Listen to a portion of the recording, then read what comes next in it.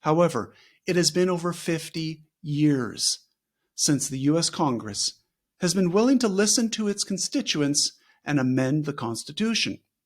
The institution and its members have no interest in restraining their power and authority, which is exactly why an Article 5 convention is the best hope for a broken, divided America.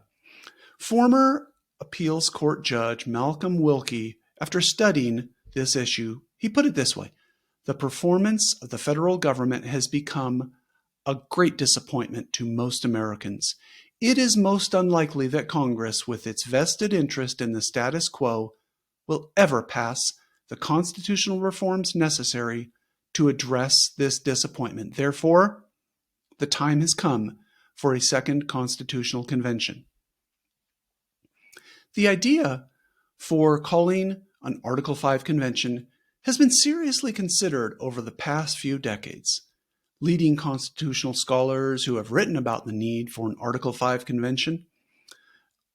In addition to these serious discussions of Article 5, the COS approach has been endorsed by many leading scholars and reform-minded political leaders.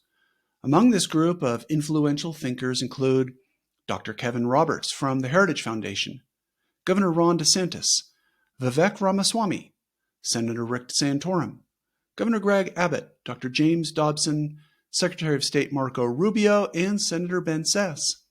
And it's important to note that COS is also supported by over 2.6 million ordinary Americans who have signed its petition. Okay, so who then could be opposed to an Article 5 convention? In a nutshell, it's anyone who likes the status quo of an out-of-control, unaccountable federal government that only 15% of Americans trust to do the right thing. Among those 15% are progressive organizations like Common Cause, who have compiled lots of misleading information on their website about how dangerous an Article 5 convention would be. Groups like Common Cause are mainly against an Article 5 convention and a balanced budget, term limits, and a more restrained federal government because Common Cause likes big government.